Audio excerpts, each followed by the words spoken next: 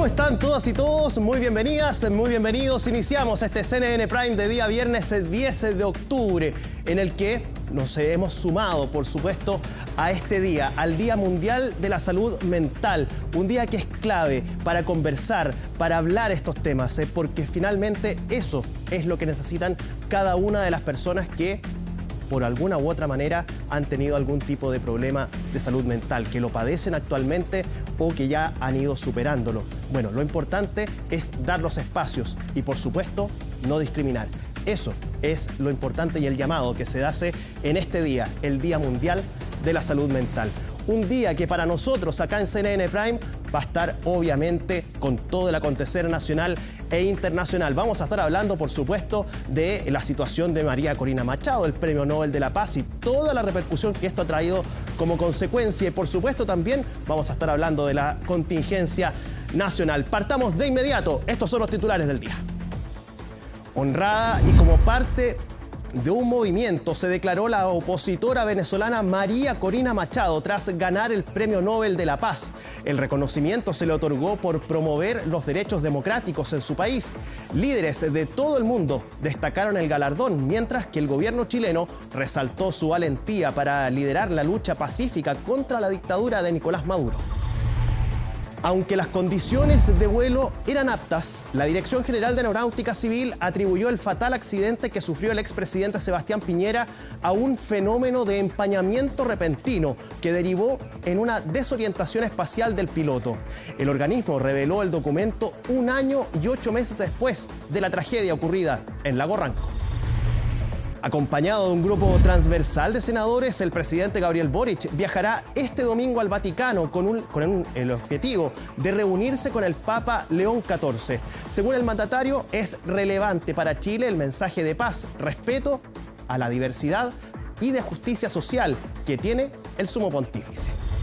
Y en temas internacionales, miles de palestinos han iniciado el retorno a Gaza tras la entrada en vigor del alto al fuego entre Israel y Hamás.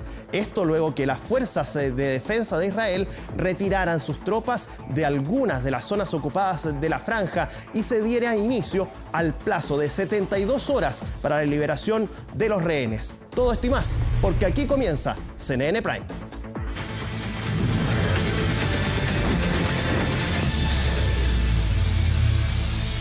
Bien, y vamos a iniciar la revisión de las noticias con lo siguiente. La Municipalidad de Santiago confirmó la destitución de la rectora del Instituto Nacional por graves faltas a la probidad y negligencia. La investigación determinó que no denunció ni informó oportunamente una agresión ocurrida dentro del establecimiento en agosto. Los detalles en la siguiente nota que preparó Pablo Figueroa. Claro que revisé los antecedentes, son 42 hojas en la vista fiscal. Y hay una cantidad grande de antecedentes que se ponen como sustento a la propuesta del fiscal. Esa es la versión en concreto por parte de la Municipalidad de Santiago con respecto a la destitución de la rectora del Instituto Nacional, Carolina Vega, por faltas graves a la probidad y negligencia. Tras una investigación que habría determinado que no se denunció e informó oportunamente una agresión ocurrida dentro del establecimiento en agosto, algo que Vega ya anunció va a apelar. Hay un sumario, hay una fiscal que propone la medida, el estatuto docente no es muy flexible respecto a qué medidas se pueden adoptar, el sumario es por un hecho gravísimo, es la agresión con lesiones muy graves a un estudiante, hecho que había sido anunciado con antelación en redes sociales, etc. Y el fiscal ha propuesto la destitución, pero todavía quedan instancias, así que no puedo hablar más respecto de eso. La violencia en los establecimientos educacionales es inaceptable, es gravísima, afecta el derecho a la educación y no la podemos permitir. Por cierto, una dimensión de ello es que las autoridades asuman las responsabilidades que correspondan, pero no por sacar a una directora o director vamos a resolver el problema de fondo. Comparto y respaldo la decisión del municipio de Santiago. Cuando se pierde el control de un establecimiento tan emblemático como es el Instituto Nacional, la autoridad debe actuar con decisión. No se trata solo de sancionar, sino recuperar el respeto. La medida se adoptó tras comprobarse que la autoridad no cumplió con sus deberes frente a un hecho de violencia escolar ocurrido en agosto, cuando un estudiante de tercero medio fue agredido por un grupo de alumnos de cuarto medio dentro de una sala luego de una difusión de una funa en redes sociales. La crisis del Instituto Nacional ha llegado demasiado lejos. Este año hemos visto expresiones gravísimas de violencia por parte de los overoles blancos, pero también agresiones a alumnos y también a profesores. Aquí se requieren muchas acciones y de muchas instituciones. Es probable que la destitución de la rectora sea una de ellas, pero no es suficiente. Hay otras instituciones que también tienen que hacer su pega. La destitución de la directora del Instituto Nacional en ningún punto va a revertir la situación de convivencia escolar y de violencia que se expresa en esta institución y que es producto de factores sociales en los cuales los establecimientos educacionales tienen una expresión por el espacio de convergencia. Cualquier medida parece poca para recuperar el Instituto Nacional, el emblema de la educación pública chilena. Lo que hoy ocurre ahí refleja el deterioro más profundo de nuestro sistema escolar. El sumario concluyó que sus acciones constituyeron una infracción al artículo 8 de la Ley 18.575 sobre probidad administrativa, que exige actuar con eficiencia, eficacia y legalidad en la función pública. Vega alegó discriminación de género y persecución política, acusaciones que fueron descartadas por la investigación, la cual estableció que el procedimiento se originó exclusivamente por la agresión registrada al interior del establecimiento. Está en su derecho de declarar y señalar lo que ella estime conveniente. Yo no puedo opinar respecto a lo que ella diga, más allá de respetar su opinión. No puedo estar en desacuerdo o no, pero eso ya es otra historia. Los colegios contamos con protocolos de agresión física y psicológica entre miembros de la comunidad, los que se deben activar cada vez que se presenten situaciones de conflicto entre los estudiantes que terminen en situaciones de agresión. Es importante que estos procedimientos se hagan de manera formal, ya que esto permite una mayor trazabilidad del proceso que se sigue en la indagación y aclaración de los hechos. Como Asociación de Educadores de Chile estamos muy convencidos de que no pueden seguir liderando los establecimientos educacionales aquellos a quienes se les ha comprobado faltas graves a la probidad administrativa, negligencia e incumplimiento de sus deberes frente a agresiones y violencia, algunos de los cuales incluso han fomentado la rebeldía y hasta el anarquismo. Vega tiene 5 días para apelar a esta decisión desde que fue notificada la tarde del jueves pasado. En una noticia, una vez más, que pone al Instituto Nacional en los titulares, pero no por Noticias de Educación. Muy buenas noches, soy Alicia Contreras y vamos a partir con Conexión Global en CNN Prime porque las noticias internacionales marcaron la pauta de este viernes. Vamos a partir con la noticia más importante de todas maneras. El Premio Nobel de la Paz fue otorgado este año a María Corina Machado, esta líder venezolana de la oposición que en las últimas elecciones, de hecho en Venezuela en julio del 2024, intentó ir como candidata, sin embargo se lo impidió los tribunales venezolanos y apoyó al candidato Edmundo González. La oposición señala que en esa elección ganaron y tienen las actas electorales para aprobarlo. Sin embargo, el gobierno de Nicolás Maduro no reconoció estos resultados y según el Consejo Nacional Electoral, que es controlado por Nicolás Maduro, entonces el mandatario volvió a ser reelegido. Ella entonces tuvo que salir estar en clandestinidad en Venezuela, no se sabe su paradero, mientras que Edmundo González debió dejar Venezuela y salir a España. Y es por eso entonces que hoy fue galardonada con el Premio Nobel de la Paz, ya que según el Instituto Noruego del Premio Nobel, María Corina Machado ha ayudado a mantener encendida la llama de la democracia frente a una oscuridad creciente. Asimismo, el instituto señala que ella ha cohesionado a la oposición de su país, nunca ha flaqueado en su resistencia a la militarización de la sociedad venezolana y ha sido firme en su apoyo a una transición pacífica a la democracia. Ella fue avisada entonces durante la mañana, a eso de las 6 de la mañana conocimos la noticia de que María Corina Machado obtuvo el Premio Nobel de la Paz, la primera venezolana en recibir este galardón, y fue el mismo director del Instituto del Premio Nobel entonces que le dio la noticia. También habló con Edmundo González, quien la felicitó, y durante la tarde entregó algunas entrevistas a diversos medios internacionales. Habló, por ejemplo, con El País y ahí se le preguntó del futuro político de Venezuela. Ella insiste que el régimen de Maduro se va a acabar, que está disponible la oposición para realizar negociaciones, que ellos apuestan a negociar entonces la salida de Nicolás Maduro, pero que más allá de que él la acepte o no, Nicolás Maduro va a salir de la presidencia de Venezuela. Escuchemos parte de las declaraciones que entrega la Premio Nobel de la Paz 2025 al medio El País. Desde el día 1 que arrasamos en la elección dijimos, estamos dispuestos a una negociación. Y hemos ofrecido los términos de esa negociación. Una negociación con garantías que permita que en Venezuela exista justicia, nunca venganza o retaliación, porque eso no somos nosotros. Además, porque yo te puedo decir que lo que fue en un momento la base del chavismo son hoy los más apasionados y fervorosos promotores del cambio en Venezuela, porque conocen el monstruo por dentro, porque no quieren eso para sus hijos, porque los empleados públicos, los militares y los policías se sienten y son presos políticos. Y nosotros los vamos a liberar. Y vamos a tener un país donde haya justicia de verdad, donde prevalezca el mérito. Nadie tiene que ser amigo mío o de Edmundo, donde todos vamos a poder, todos, ser iguales ante la ley. Y por encima de todo, Javier, el gran anhelo de Venezuela, que nuestros hijos vuelvan a casa.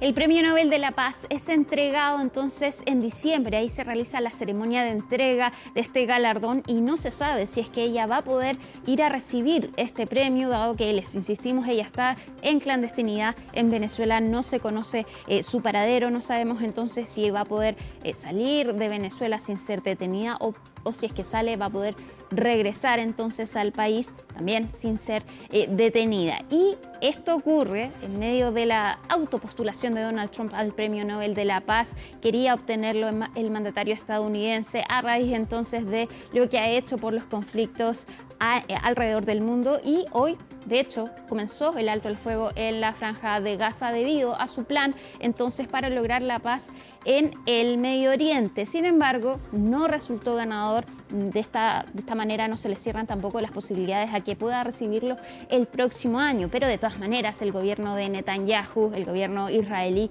criticó la decisión de entregárselo a María Corina Machado y no al presidente Donald Trump. También desde la Casa Blanca cuestionaron esta decisión, dijeron que el Instituto Noruego está poniendo por sobre la paz decisiones políticas. Y María Corina Machado incluso se refirió a esto y le dedicó este premio a Donald Trump. Estados Unidos ha apoyado entonces a la oposición venezolana. De todas maneras, ¿cómo fue este recibimiento y cuáles fueron las reacciones tras conocerse esta noticia? María Luisa Carrión nos cuenta.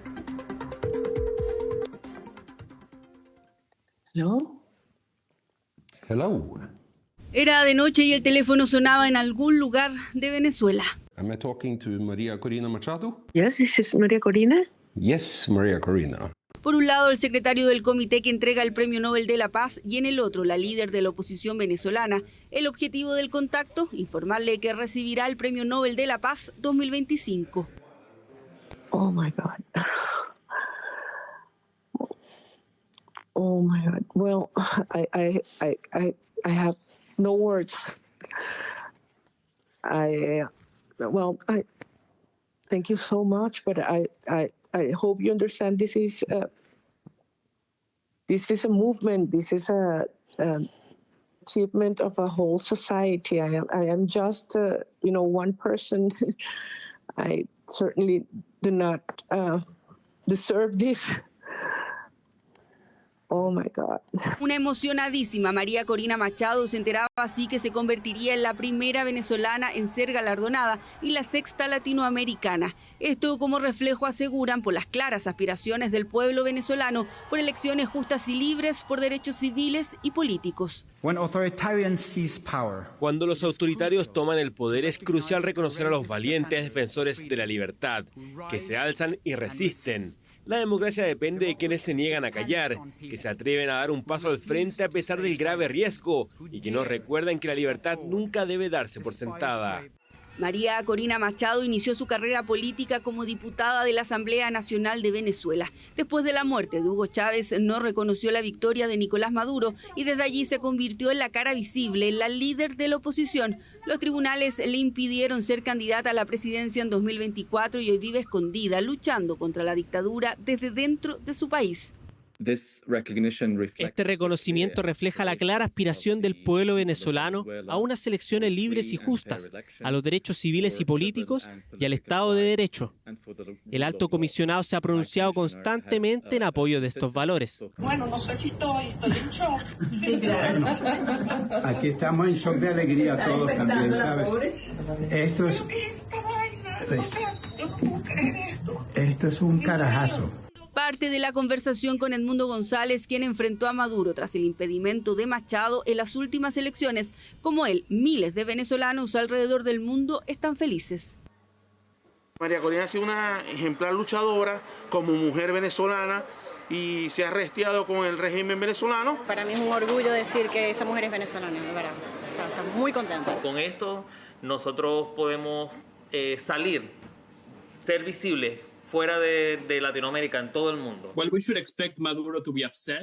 Es de esperar que Maduro use esto para sus típicas teorías conspirativas contra Venezuela y su gobierno, pero creo que, en última instancia, esto refuerza la necesidad de una transición democrática en Venezuela, y creo que eso es lo que la mayoría de los venezolanos esperan. A través de redes sociales, la líder de la oposición venezolana indicó que este respaldo demuestra que la comunidad democrática mundial entiende y comparte nuestra lucha. Más temprano había incluso agradecido a Donald Trump, quien, recordemos, había autopostulado al premio. Este comité se reúne en una sala llena de retratos de todos los galardonados, una sala llena de valentía e integridad. Por lo tanto, basamos nuestra decisión únicamente en la obra y la voluntad de Alfred Nobel. Respuesta oficial ante las consultas de los medios de comunicación y la insistencia del presidente estadounidense indicando que merecía el premio. Desde el comité aseguran que este galardón se basa en el trabajo realizado durante 2024 y que si Trump es nominado el próximo año, el tiempo dirá.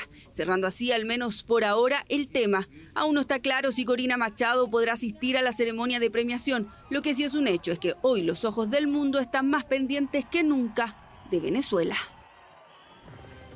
Y hasta ahora, desde Venezuela, Nicolás Maduro no se ha referido entonces a este galardón que recibió María Corina Machado. Vamos a cambiar de tema y nos vamos a otro punto del mundo donde también la noticia es importante. Finalmente comenzó el alto al fuego en la Franja de Gaza después de que el gobierno de Israel entonces aprobara este plan, la primera fase de este plan mediado entonces por Estados Unidos, esta propuesta de Donald Trump para terminar con la guerra en el enclave palestino. Jamás Israel entonces acuerdan la primera fase que incluye inicialmente entonces el alto al fuego en el enclave palestino, el ingreso de ayuda humanitaria a Gaza, así como también el retiro de las tropas israelíes hasta una línea acordada que incluye que ellos tomarán control del 53% de la Franja de Gaza, es decir, no salen completamente del enclave palestino, pero sí se retiran un porcentaje. Y también, por supuesto, la liberación de los rehenes israelíes, así como de prisioneros palestinos.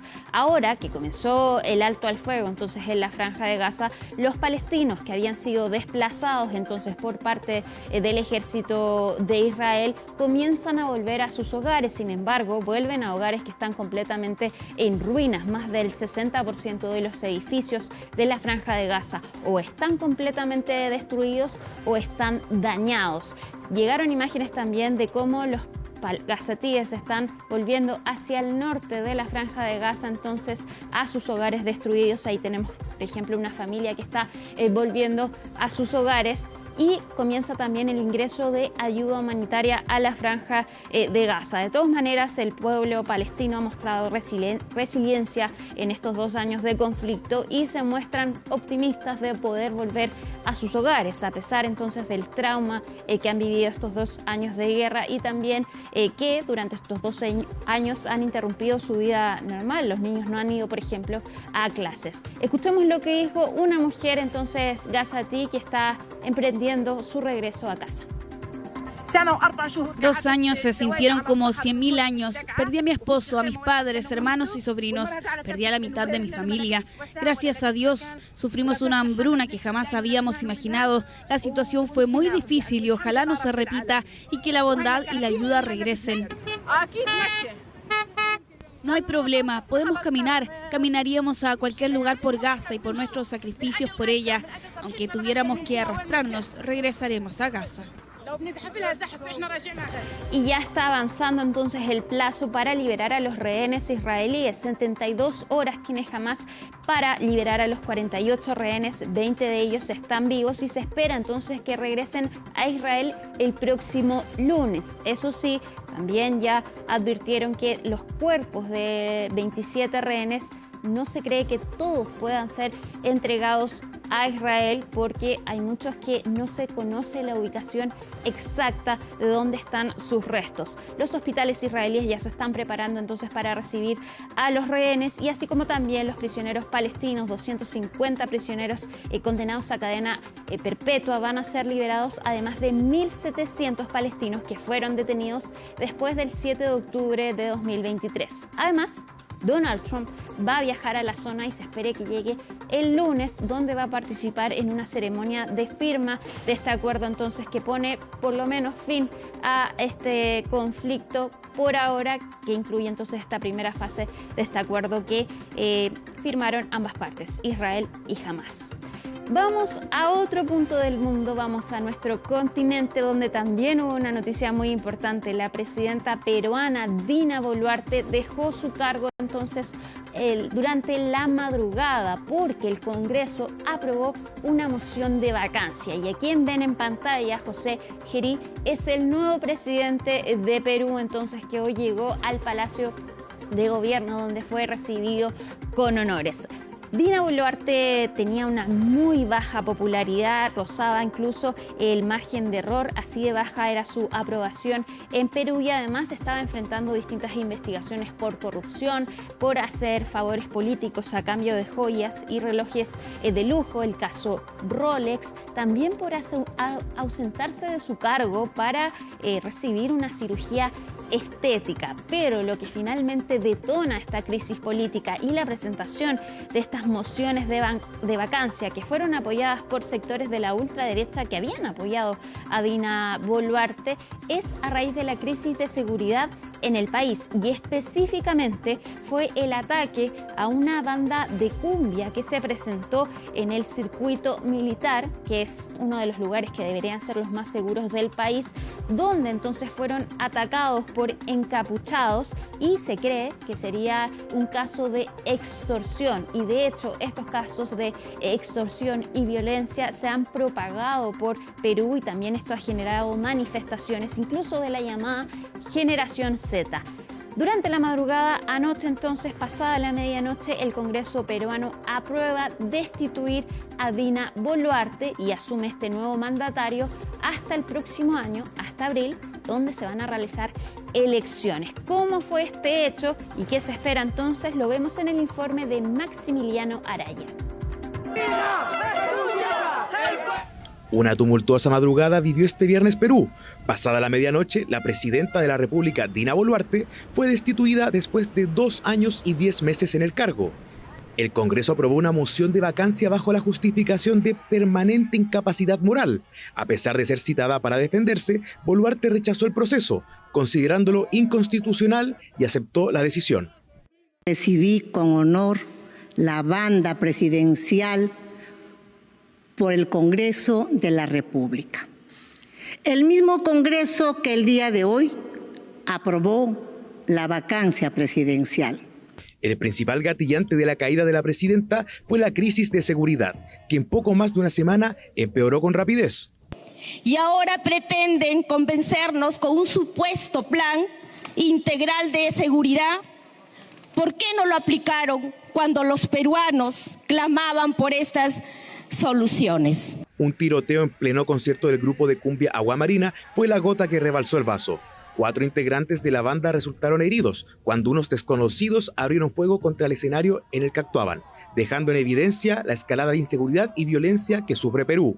Mire, lo que no le puedo dar cuenta de este hecho, pero sí tenemos entendido ya desde el año pasado que muchas de las orquestas, sobre todo las de magnitud, tienen este tipo de actos de extorsión. Boluarte enfrenta al menos 11 investigaciones por graves delitos contra los derechos humanos y por presunta corrupción. También se le investiga por recibir regalos lujosos y fue criticada por no informar que estaría impedida físicamente para ejercer su cargo a raíz de una cirugía estética. Sin embargo, fue su gestión de la crisis de seguridad lo que derivó en la presentación de una moción de vacancia. Las denuncias que lleguen a los celulares de estos extorsionadores, a la ciudadanía en general, no abran esas llamadas, no abran esos mensajes. Los mismos partidos de derecha que controlan el Congreso peruano y que la habían respaldado hasta ahora, le dieron la espalda y la destituyeron de manera express con una votación récord. En su lugar, asumió como jefe de Estado de manera interina hasta abril de 2026 el presidente del Congreso, José Geri, y se convirtió en el 7º presidente de Perú en apenas 9 años. La promesa de comenzar a construir, sentar las bases de un país que permita justamente, con empatía, que permita justamente generar una reconciliación entre todos los peruanos. El principal enemigo está afuera, en las calles, las bandas criminales, las organizaciones criminales. Ellos son el día de hoy nuestros enemigos. Y como enemigos debemos declararle la guerra. La trayectoria de Geri tampoco está exenta de polémicas. Está involucrado en una denuncia fiscal por presunta violación sexual y además enfrenta denuncias por desobediencia a la autoridad y presunto enriquecimiento ilícito. El Congreso no tiene una buena aprobación y como presidente tampoco no confiamos mucho en él. Pero desgraciadamente no hay otro que lleve este rumbo, ¿no? No debería venir con la cola sucia, debería ser completamente limpio. No lo ha pensado el Perú o los congresistas, quienes le hayan puesto a él. Vamos a estar en lo mismo. De esta forma, Perú comenzó un nuevo capítulo de la larga convulsión política que vive desde 2016, donde ningún presidente ha podido completar un mandato y todos han terminado eventualmente destituidos. Bueno, y por si fuera poco, estas no fueron las únicas noticias internacionales, porque también hoy Donald Trump anunció que va a imponer un 100% de aranceles a China, esto entonces en represalia por lo que está haciendo China respecto del comercio. Asimismo, en paralelo también Francia, el presidente Emmanuel Macron decidió mantener como primer ministro a Sébastien Lecornu. Pero como equipo decidimos terminar este Conexión Global Prime con el Día Mundial de la Salud Mental. Tenemos este pin entonces apoyando y concientizando sobre este día. De hecho, también les hacemos la invitación a que vean Sanamente, el programa entonces de CNN Chile. Pero no fuimos los únicos. También la realeza británica decidió lanzar este video del príncipe William, donde conversa con una mujer que perdió a su marido después de que él decidiera quitarse la vida. Y ahí se ve cómo el príncipe William se emociona enormemente al escuchar a esta mujer. De hecho, le pide disculpas por emocionarse. Dice que es una conversación difícil y también le recuerda que él ha vivido estos duelos familiares después de la muerte de su madre, la princesa Diana. La realeza británica entonces lanza este video también en el marco del Día Mundial del Suicidio. Y terminamos Conexión Global, como todos los días, con el recomendado de esta semana. Y nuevamente, como cada viernes, hacemos la recomendación personal del equipo para que mañana vean Conversación Global, nuestro programa paralelo donde conversamos con distintas figuras entonces que nos ayudan a entender cómo es visto Chile en el mundo. Y el episodio de esta semana, sábado a las 9:30 de la noche, es con el embajador de Ucrania, en Chile. Hablamos de distintos temas, de su paso por nuestro país, pero por supuesto también de la guerra que ya va a cumplir 4 años que enfrenta entonces con Rusia después de la invasión Rusia a Ucrania, cómo han vivido estos años, cómo ha cambiado la sociedad ucraniana con esta guerra y también el respaldo que han recibido de distintos gobiernos, especialmente el de Chile. Una conversación muy interesante entonces sábado a las 9:30 de la noche, conversación global, esta vez con el embajador de Ucrania en Chile. Y llegamos al final entonces de Conexión Global en CNN Prime, pero después de la pausa vuelve por supuesto Felipe Hernández con más CNN Prime. Que estén muy bien y muy buenas noches. Chao.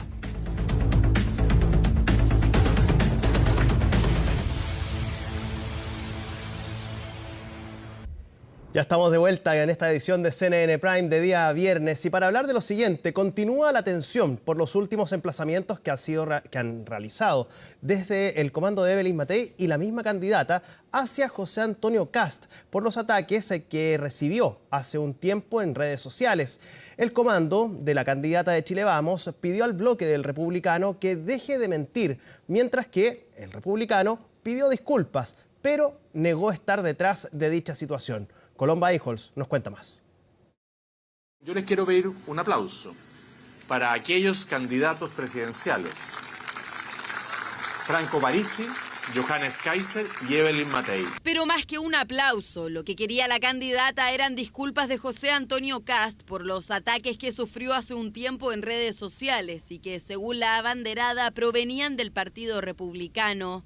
Disculpas que no llegaron desde Arica, donde el candidato lanzó su campaña, pero sí se concretaron esta mañana luego de que la exalcaldesa instalara nuevamente el tema en la palestra. Ella dijo, nunca ha dicho pucha, lo siento, nunca ha dicho esto no puede suceder. Lo dice ahora. Dicho, pero lo puedo decir, no... pucha, lo siento.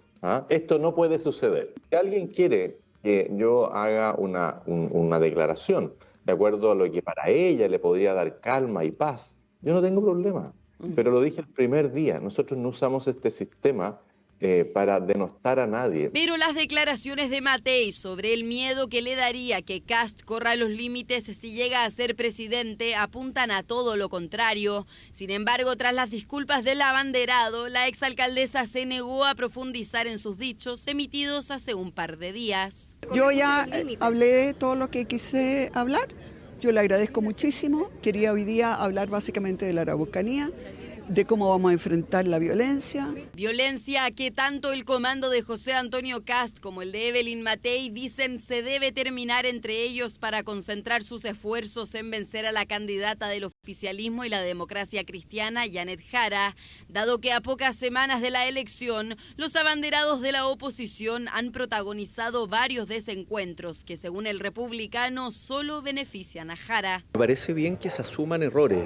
Yo creo que en campaña a veces se cometen los errores de mal utilizar las redes sociales, de a veces utilizar definiciones, epítetos, caracterizar, decir, mire, que estos son parásitos, que estos no sirven.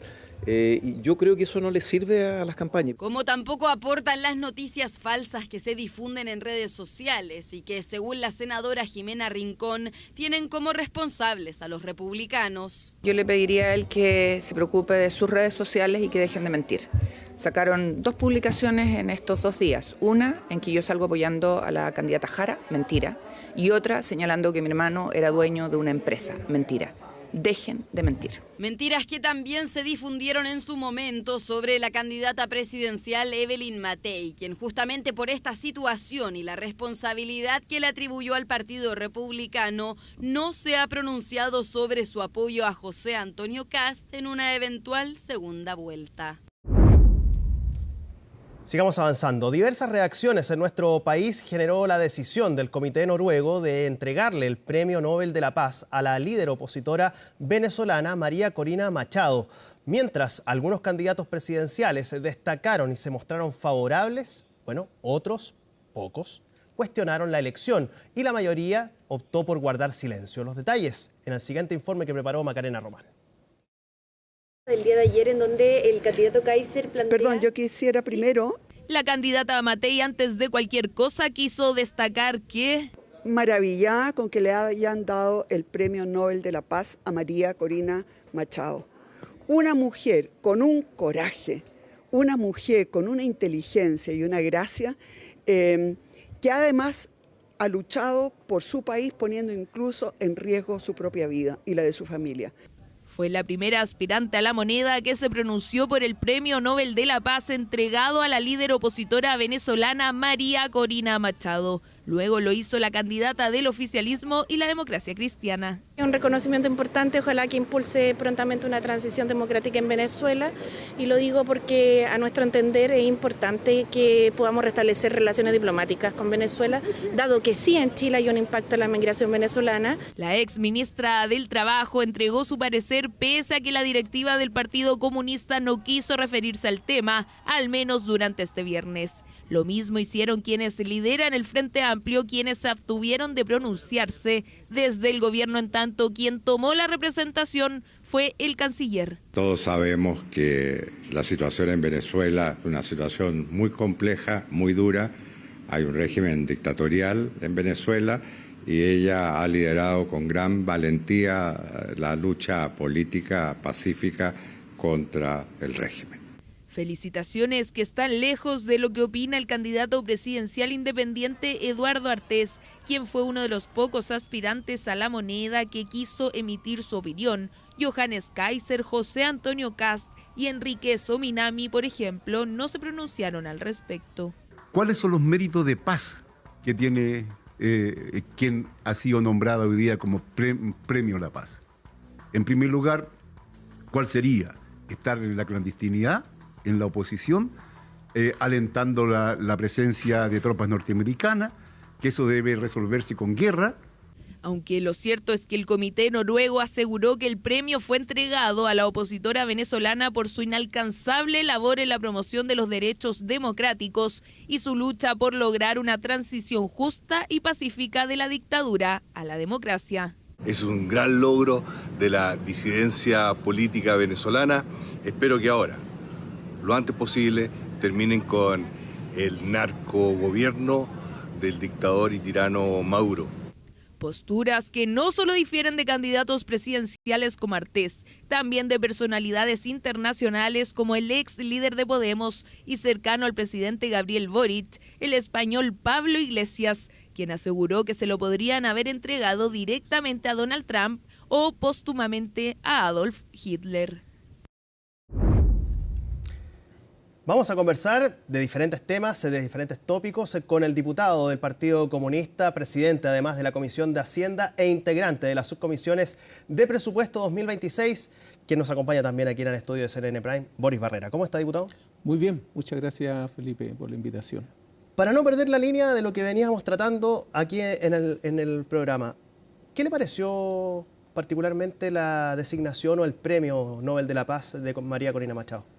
Sí, la verdad es que creo que en relación a los aportes que debieran considerarse a la paz, yo creo que habían otros candidatos que me gustaban más que María Corina Machado, como por ejemplo Reporteros Sin Fronteras, que ha jugado un papel súper importante en Gaza. De hecho tiene más de 200 muertos y resulta de que abogan ahí por informarnos, por que se termine esa guerra, por la paz, y no fueron considerados. También, por ejemplo, la Corte Penal Internacional hace poco como organización, que fue sancionada incluso por Washington por la condena que le hace a Netanyahu también en la guerra o en la invasión que están teniendo sobre Palestina. Entonces, esas cosas que están impactando tanto y que nosotros no podemos hacer vista gorda o no podemos mirar para el techo y no denunciar qué están pasando, creo que ahí hay gente que está jugando un papel súper importante. La gente que está participando en la flotilla, por ejemplo, que está llevando ayuda humanitaria, creo que, por eso te digo, hay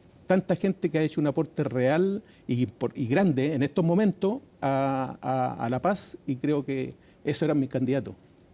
Pero en ese sentido, desde la misma institución que entrega el premio, ellos hablan de que aquí se entrega justamente este galardón a María Corina Machado por su valentía, por su trabajo en la lucha por conseguir la democracia en Venezuela.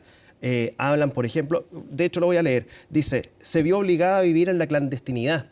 A pesar de las graves amenazas contra su vida, permaneció en el país, una decisión que inspiró a millones de personas. Cuando los autoritarios toman el poder, es crucial reconocer a los valientes defensores de la libertad que se alzan y resisten.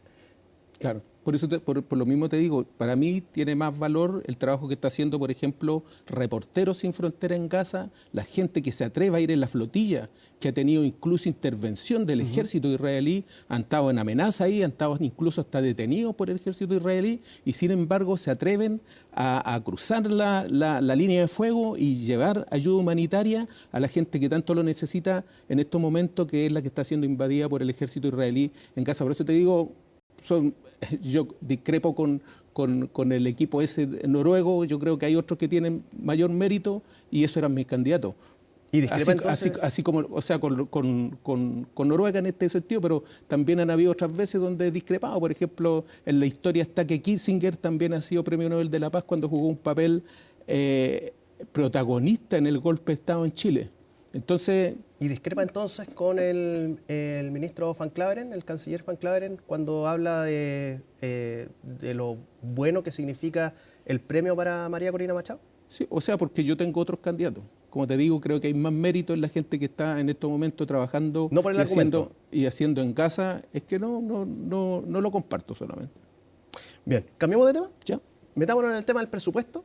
Porque se ha hablado de todo, se ha dicho de todo respecto de las posiciones sobre si hay o no agua en la piscina para ciertas cosas. Pero el último tópico que se ha mantenido y que genera mucha incertidumbre, no solamente porque estamos imbuidos en una carrera presidencial, es el tema de lo que se planteaba ayer con las Fuerzas Armadas.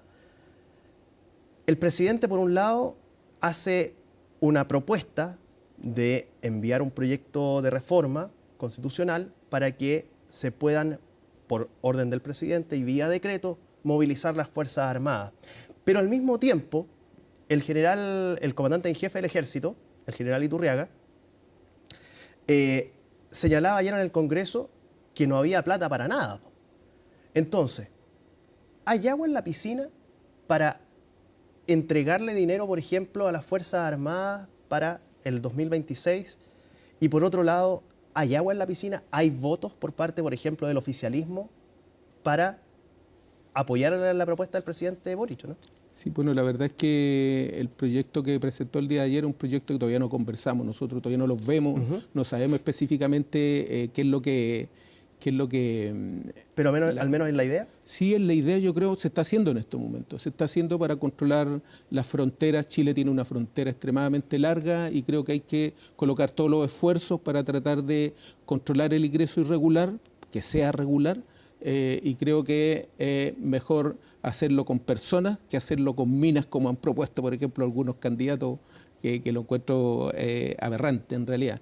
Pero como te digo, no conocemos el fondo, no conocemos el detalle de ese proyecto, hay que ver, hay que analizarlo, hay que ver las atribuciones que van a tener los militares, cómo se va a activar también, pero hasta el momento han habido resultados positivos con el control de las Fuerzas Armadas apoyando ahí en la frontera y los números lo dicen así. Eso con respecto a la idea propiamente tal, pero ¿esto no se condice quizás o no se contrapone con la crítica que recibió desde el mismo gobierno y desde el mismo oficialismo? No voy a defender la postura, no lo voy a hacer, pero para que no se malentienda, lo que dijo José Antonio Kast de legislar vía decreto, porque aquí es lo mismo, es hacer un decreto para tomar una decisión y movilizar Fuerzas Armadas, algo que hoy se tiene que hacer con la opinión del Congreso. Claro, la diferencia es que esto tiene como te digo, los titulares. Ajá. Tiene un objetivo específico que es el control de la frontera. Y lo que va a hacer es un proyecto de ley que va a aprobar esa facultad en el fondo. No es que de buena primera hora el presidente pueda hacer eso. O sea, tiene que pasar primero por el Congreso y ahí lo tenemos que discutir, debatir y ver todos los detalles y el fondo de esto para ver cómo se va a aplicar. ¿Pero a usted le gusta la idea? Tengo que revisarla. primero. Porque la presidenta, por ejemplo, del Frente Amplio, Constanza Martínez, en la tercera, ella manifestaba que no le gusta tanto el mecanismo, pero que está dispuesta a discutirlo. ¿Está la misma posición? Lo mismo que te está comentando, que conocemos el titular, no conocemos el detalle, tenemos que discutirlo, no hay que cerrarse per se o a priori sin mirarlo, sin leerlo y sin analizarlo de fondo. Ya, ahora sí metamos en el tema del presupuesto. Nos fuimos, pero les junté dos temas, pero va a estar difícil el trámite, ¿no? Va a estar difícil. ¿En qué sentido? Va a estar difícil en el sentido de que, como todos los años ha sido difícil, porque la oposición, en su afán de colocarle traba al gobierno, siempre se opone a demasiadas cosas. Entonces dicen de que no hay que endeudarse tanto, que las proyecciones no son las que se dicen que son. Entonces ellos, de hecho, ya anunciaron el voto en contra, por ejemplo, si es que no se retiraran algunas cosas. Y lo mismo que hicieron, lo mismo que están haciendo ahora lo hicieron el año pasado y lo han hecho todos los años. De hecho, el año pasado, no sé si tú te recuerdas, cuando partimos en la primera sesión de la Comisión Mixta de Presupuesto, el senador Coloma dijo en la primera intervención: nosotros nos avanzamos más con la ley de presupuesto si es que el gobierno no baja en X cantidad de miles de millones de dólares el presupuesto.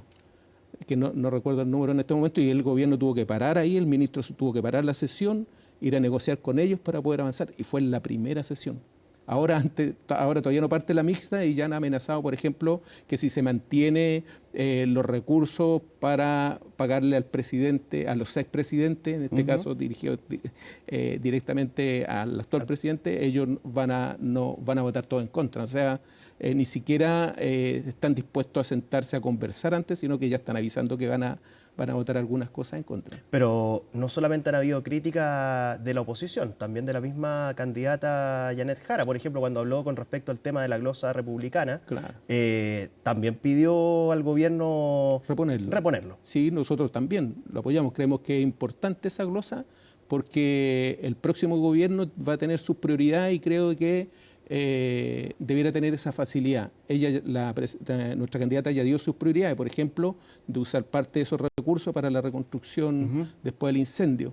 Pero eso no significa negarse al presupuesto, sino que lo que decimos nosotros, debatamos, conversemos, mejoremos, porque, por ejemplo, en el ajuste que está tratando de hacer el gobierno también para mantener el equilibrio fiscal, está recortando algunas cosas o los énfasis no están completamente puestos en algunas demandas de las personas. Por ejemplo, se está hablando de terminar con unos programas para adultos mayores y esas cosas, a pesar de que no están expresamente en el presupuesto, son alertas que se levantan y que nosotros decimos las vamos a discutir, las vamos a debatir, pero nunca decimos vamos a votar todo en contra si no lo hacen.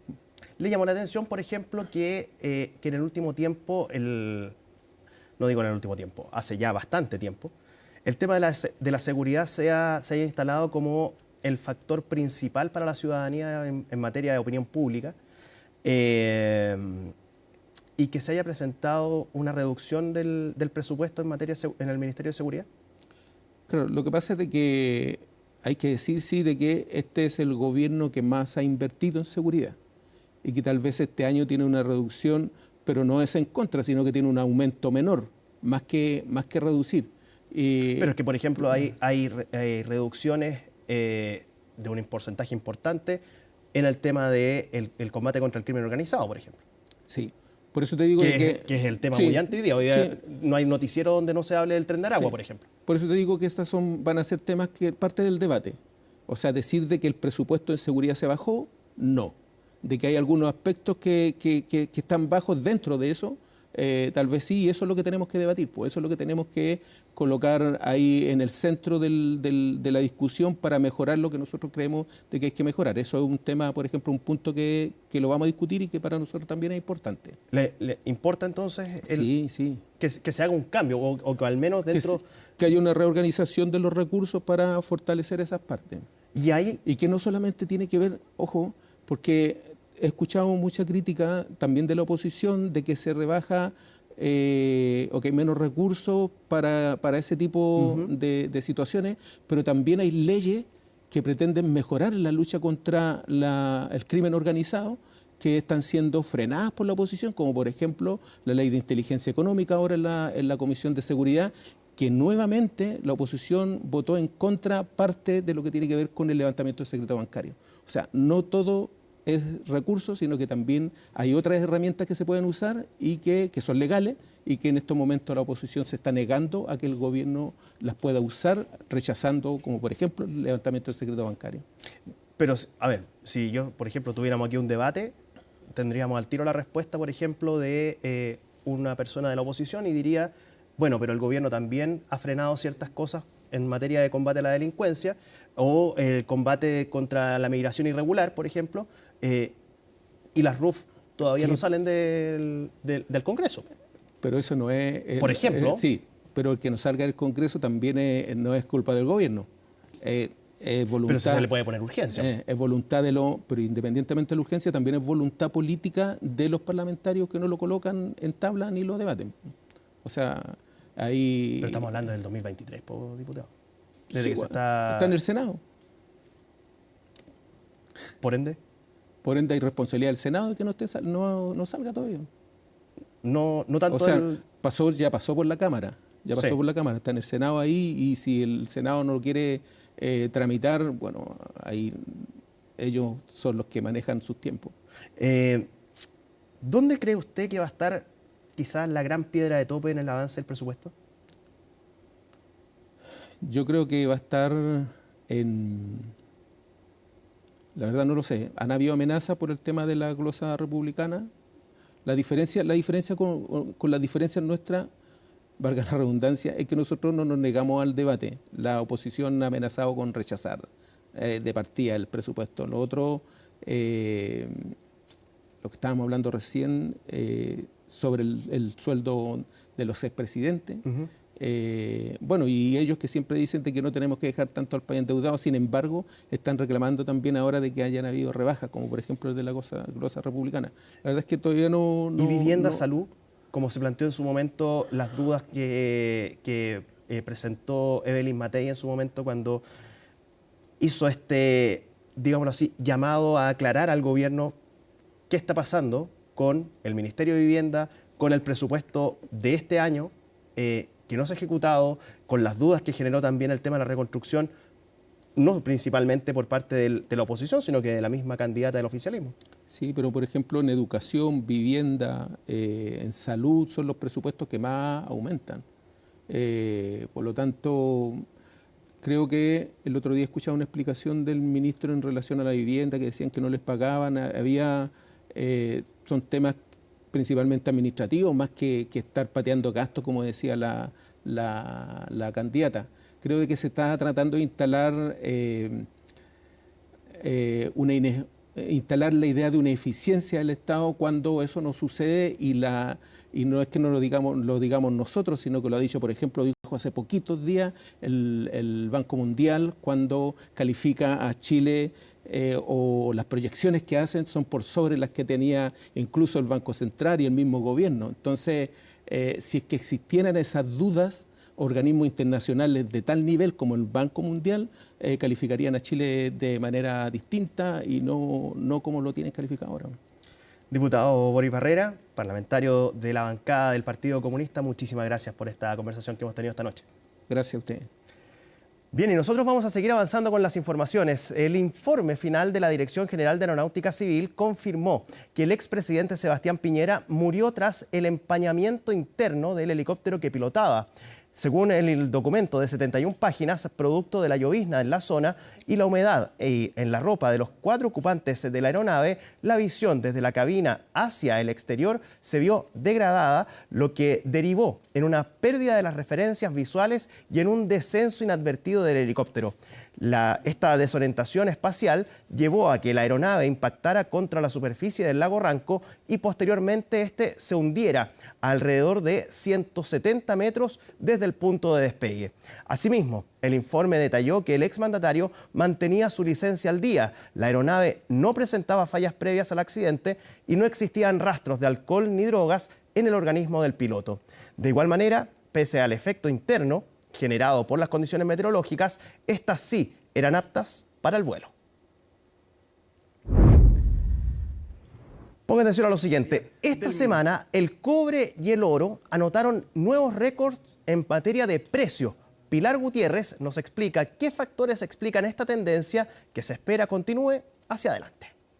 Récords históricos para el cobre y el oro, metales que vienen teniendo una racha alcista el último tiempo. En el caso del metal rojo, el jueves llegó a cotizarse en $4,93 la libra en la Bolsa de Londres, acumulando un alza de 25% en lo que va del año. En un país como el nuestro, que somos líderes mundiales de cobre, que además la inversión de cobre está aumentando, por supuesto que es una muy buena noticia que el precio del cobre suba. Ya se reconoció que parte de los aumentos que estamos viendo ahora, algunos de ellos por lo menos debieran ser estructurales y eso nos está permitiendo tener un gasto para el 2026 algo más grande de lo que se pensaba hace algún tiempo. Los mayores precios se explican en buena parte por los grandes accidentes en mineras de cobre que han ocurrido este año. Principalmente se explica por factores de oferta. En el último tiempo hemos visto accidentes en varias de las minas más importantes de todo el mundo, como lo que pasó con el Teniente, como lo que pasó un tiempo en Indonesia. Recientemente también ocurrió un incidente en el Congo y, por ejemplo, en Chile,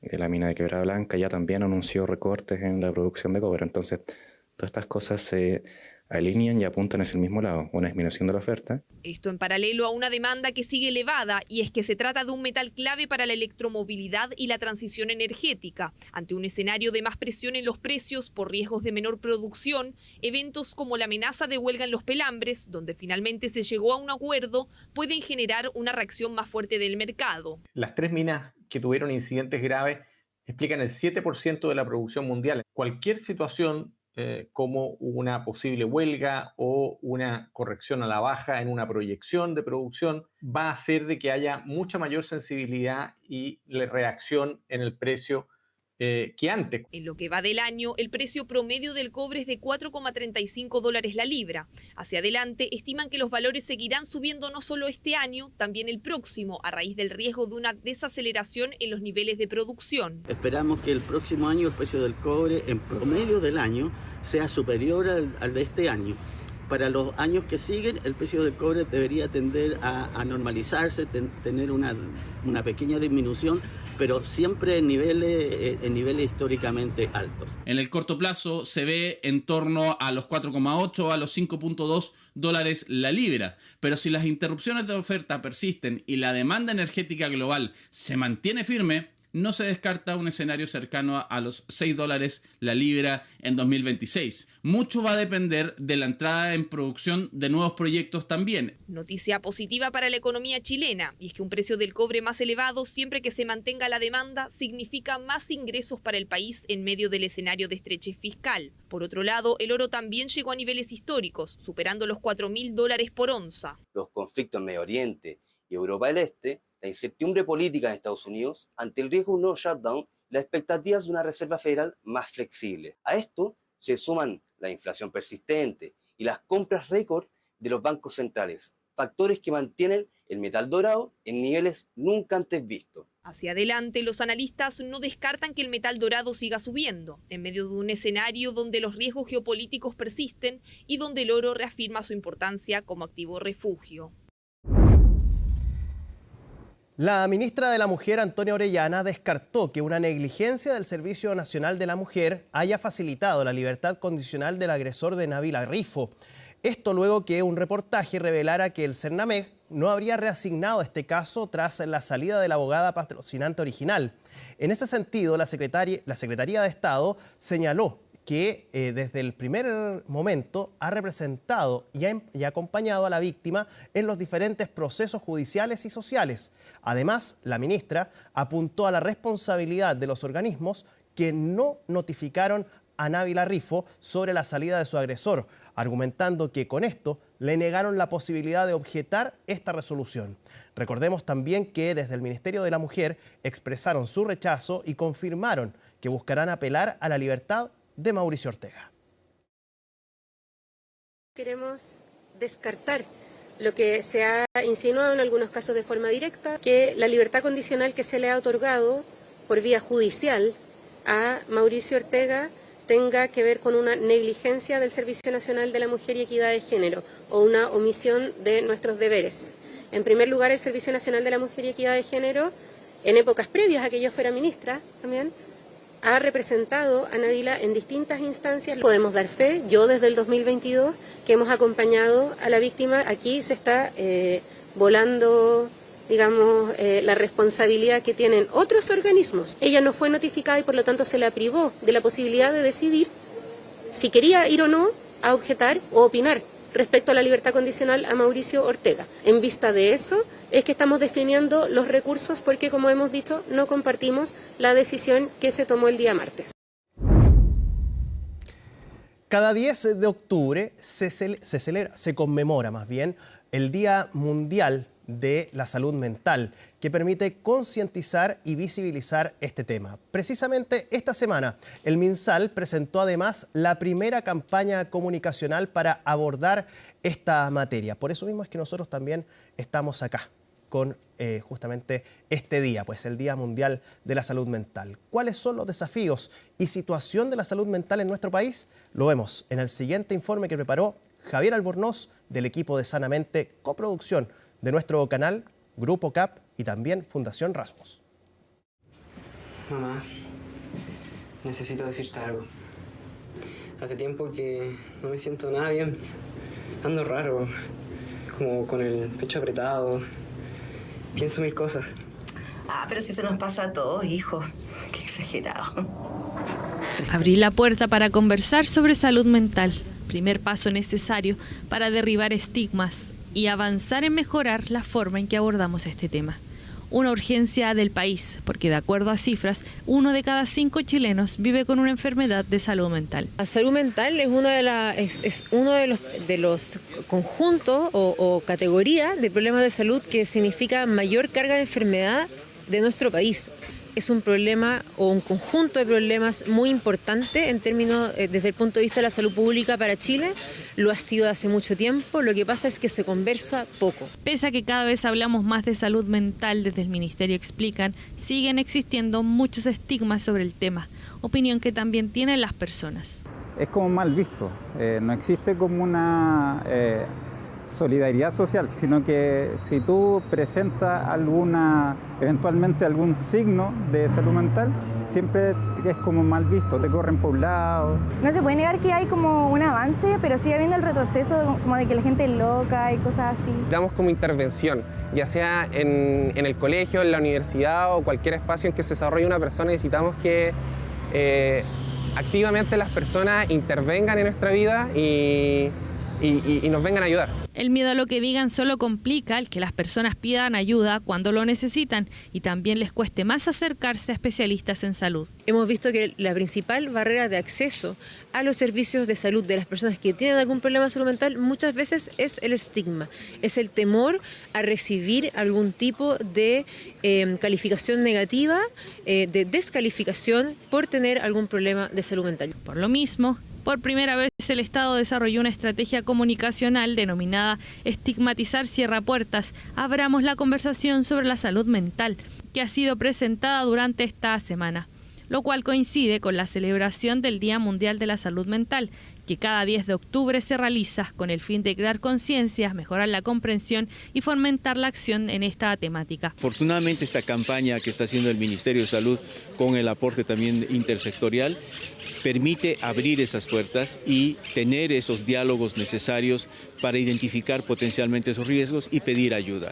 Pedir ayuda no es un signo de debilidad, pedir ayuda es un signo de valentía. Si bien desde el gobierno y especialistas señalan que la inversión y apoyo estatal ha mejorado, quedan desafíos de financiamiento, infraestructura y atención para un tema que, de acuerdo a Ipsos, es la mayor preocupación de las personas en temas de salud. Efectivamente, hay un 68% de los chilenos que dice que la salud mental es el mayor problema en el país hoy, superando incluso el promedio global de 45%. Se ha mejorado el acceso, pero aún existen brechas muy importantes. Estamos lejos de estar donde quisiéramos respecto de salud mental. Eso no desconoce los esfuerzos, pero claramente necesitamos mayor presupuesto, mayor acceso equitativo, no solamente a servicios. Si tú necesitas ayuda o estás pasando un momento complicado, puedes acudir a la línea gratuita que ha dispuesto el MinSal, *4141. No estás sola, no estás solo. llamado importantísimo, pues el asterisco 4141, entonces, prevención del suicidio y por supuesto siempre hay que escuchar y dar espacio a aquellas personas que tienen problemas de salud mental. Quiero invitarlos a que revisemos lo siguiente, porque esto es una noticia que ha publicado nuestro sitio web, nuestro equipo digital en CNN Chile, en cnnchile.com. Contraloría detecta que el municipio de Calama usó más de 160 millones destinados a salud primaria en celebraciones. ¿Qué dice la nota? Dice lo siguiente: la Contraloría reportó diversas irregularidades en la ejecución de gastos realizados por la Corporación Municipal de Desarrollo Social de Calama entre enero de 2021 y diciembre de 2023. Además, informó que iniciará un sumario administrativo en el Servicio de Salud de Antofagasta para investigar las eventuales responsabilidades administrativas.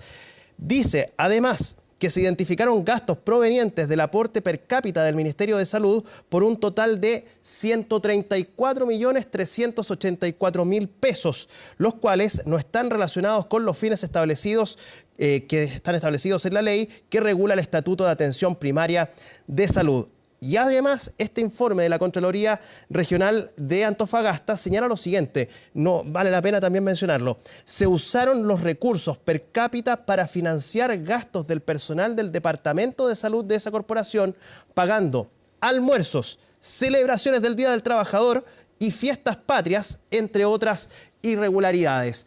Si usted quiere seguir observando los detalles de esta nota, por supuesto, está publicada en cnnchile.com, ahí en una de las noticias importantes dentro de la portada de nuestro sitio web cnnchile.com.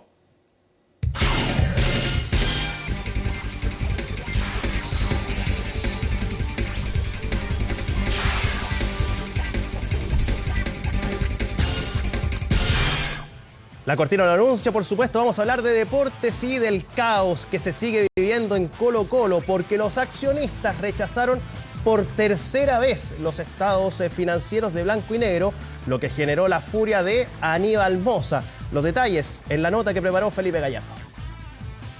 En consecuencia, los accionistas decidieron rechazar los estados financieros de la sociedad.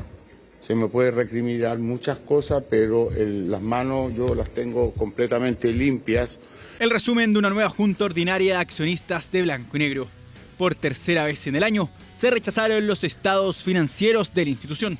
Un nuevo golpe a la administración de Aníbal Mosa en el año del centenario. Para el empresario de origen sirio, el motivo es claro. Muy lamentable nuevamente que estemos dando este tipo de espectáculos. Lamentablemente hay un grupo de inversionistas que toma decisiones que son tremendamente perjudiciales para la institución, obstruccionista que busca hacerle daño definitivamente a Colo-Colo. Teoría que se respalda en la división de dos bloques en el directorio, que este año ha llegado a su punto más crítico, incluyendo hasta golpes. Yo no llego a esta institución para hacer arreglines financieros, ni para hacerme una pasada, ni para ganar una comisión, ni para especular con comprar y vender acciones como sí lo hicieron otros directores y los cuales fueron formalizados. No había motivo suficiente para rechazar. Lo que pasa aquí, que hay personas que no quieren que Colo-Colo avance, quieren que Colo-Colo quede estancado. Tercer rechazo de los estados financieros que se da, según quienes no aprobaron, por el contrato que mantuvo la concesionaria con DG Medios en 2024. Decisión llamativa, ya que en junio, tras el último rechazo, la propia Comisión para el Mercado Financiero señaló en su informe que no se visualizan fundamentos técnicos. ¿Qué viene ahora para blanco y negro? La CMF lo que pide también cuando se rechaza una y otra vez que las argumentaciones, las objeciones por las cuales se está rechazando sean muy bien especificadas, muy bien validadas y distintas a las anteriores, porque acá lo que ocurrió es que la CMF en el balance que se presentó ahora lo encontró en regla. Sin embargo, en caso que la CMF confirme el rechazo, Aníbal Mosa corre riesgo de seguir al mando de Colo-Colo. Lo que valide la CMF, ya después el directorio va a tener que volver a aceptarlo. Y si se rechaza nuevamente por amplia mayoría, ahí se tiene que inhabilitar el directorio y formarse un directorio nuevo. Una revancha personal y que los temas personales están afectando a la institución.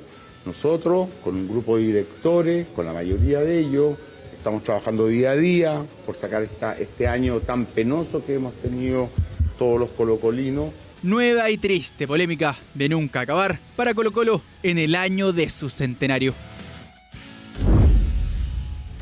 Bien, y ahora vamos a ir a una pausa, pero a la vuelta viene Trinidad Barros con toda la actualidad, tanto de la música, del arte, del cine, de todo, aquí en CNN Prime.